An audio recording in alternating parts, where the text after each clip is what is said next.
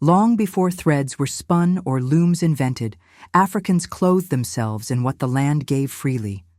In the savannas, people wrapped themselves in the skins of animals they hunted: cowhide, antelope, and sometimes lion. But these were not merely for warmth or modesty. Clothing signified status. A lion's mane draped over one's shoulders meant bravery.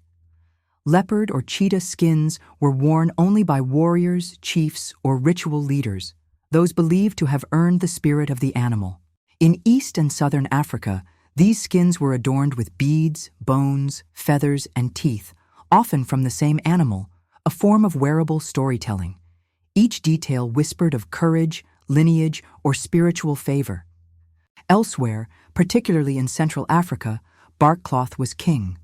Among the Baganda of Uganda and other forest peoples, the inner bark of trees like the mutuba was softened through beating and sun-drying to create a rich, earthy fabric.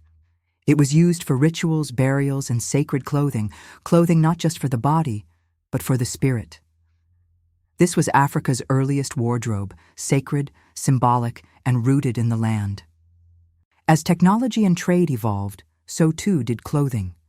Bark and hide slowly gave way to thread and loom.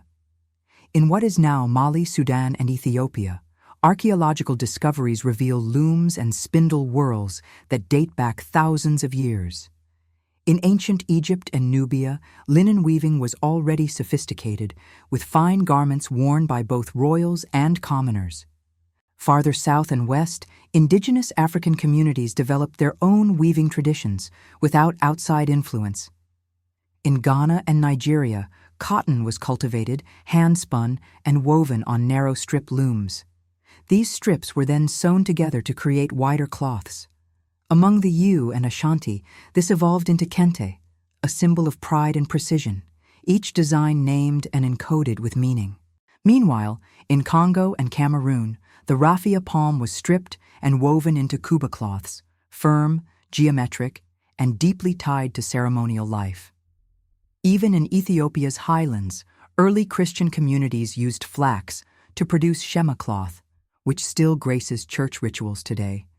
This was no borrowed craft. This was innovation, grounded in geography and genius. Africa did not simply weave. It spoke through color. Dyeing cloth was often a sacred, gendered art. In Nigeria, the famous indigo pits of Kano are centuries old, deep vats of fermented dye where men immerse cloth until it absorbs a rich celestial blue. Their hands are forever stained, marking them as custodians of this ancient knowledge. In Mali, women create bogolan fini, or mud cloth. Using fermented river mud and natural mordants, they paint white cloth with patterns that reveal secrets to those who understand the language. A dot could mean fertility, a zigzag, ancestral power. The Yoruba of Nigeria produced adir, a resist-dyed cloth using cassava paste or wax to block dye in specific places, creating motifs of lizards, fish, birds, and eyes, each with meaning. Colors were never just pretty. Red might come from camwood bark or minerals and symbolize blood, power, or transition. Black was made from iron-rich mud or charcoal, often tied to strength and protection. Yellow and gold stood for fertility, royalty, or divinity. The dye came from earth. The meaning came from history. Africa's textile traditions were never isolated. They were enhanced by contact. Along the trans-Saharan trade routes, Berber and Arab traders brought silks, fine cottons, and dyeing knowledge that flowed into the Sahel. Cities like Timbuktu and Gao didn't just trade gold. They traded texture, color, and method. On the Swahili coast, Indian Ocean trade linked African merchants with Arabs, Persians, Indians, and Indonesians. The resulting cloth was a fusion of influences: African patterns, Arab calligraphy, Indian cotton, and Indonesian batik. Even European contact brought new fabrics, but Africa never absorbed passively. Fabrics like Dutch wax print, originally based on Javanese batik, were rejected in Indonesia, embraced in West Africa, and reborn as Ankara. Africans didn't just wear it. They renamed it, recolored it, re-symbolized it, and still, local weaving persisted. The imported never erased the indigenous, it simply added to it. Africa's textile traditions are as diverse as its languages. Ankara, now synonymous with West African fashion, this bold wax print fabric is worn from Lagos to Luanda. Kitenge, lightweight and colorful, common across East and Central Africa for both casual and ceremonial wear. Shweshwe, indigo-dyed, dot-patterned cloth with colonial origins, reimagined by Southern African women into a cultural staple. Kuba cloth, stiff raffia panels from the Congo, used in royal courts and now in global art galleries. Adir, Yoruba, indigo-dyed cloth created with resist techniques, worn by market women and queens alike. Mud cloth, Bogolanfini, a visual language in browns, blacks, and whites, used in birth rituals, war dress, and healing ceremonies. Barkcloth, still used in Uganda today, especially during coronations or funerals in Buganda. Each name is a story, each fabric a mirror of its people. Textiles in Africa were never simply utilitarian. They denoted status, community, and transition. In the Ashanti Kingdom, only royalty could wear certain kente designs. Each pattern had a name like Eban, protection, or Fatia Fata Nkrumah, a marriage story, and each one was a speech without words. In Ethiopia, white cotton is sacred, especially during church ceremonies. Among the Zulu, patterned beadwork and fabric combinations communicate age, marital status, and intentions. Cloth marked life's turning points. A baby was wrapped in soft, dyed cotton at naming. Brides wore kitenge or shweshwe, tailored into spectacular silhouettes.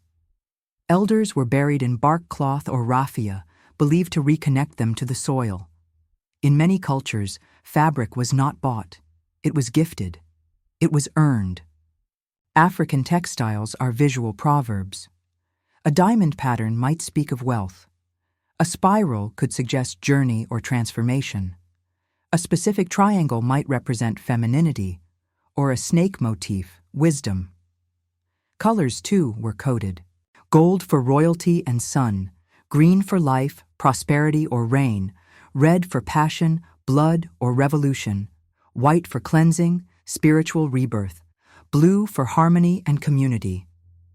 These symbols weren't decorative, they were declarations.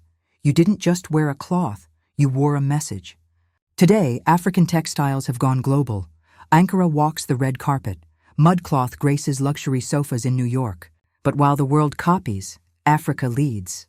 Artisans in Ouida, weavers in Bamako, tailors in Kigali are shaping fashion on their own terms. What was once ritual is now runway, and yet nothing has been lost, only reimagined.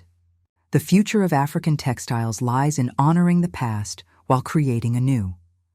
Young designers are bringing back lost dye techniques. Fashion schools are pairing tech with tradition. Women's cooperatives are revitalizing villages with weaving centers, and AI design tools are helping map centuries-old motifs.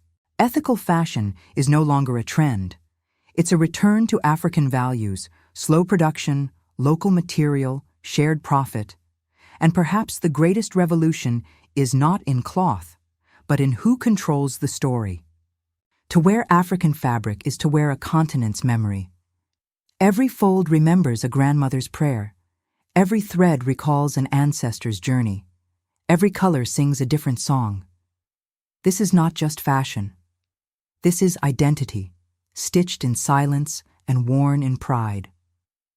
So the next time you see kente, kitenge, or mudcloth, pause, ask, who wove this? What story does it hold? And remember, these aren't just clothes. They are Africa in motion. Stories connect us to our past, shape our present, and guide our future. African legends and stories is more than just storytelling. It is a bridge between yesterday and tomorrow, between tradition and modernity. Subscribe now and be part of this journey. Like, comment, and share to keep these legends alive. This is African Legends and Stories, where the past speaks and the future listens.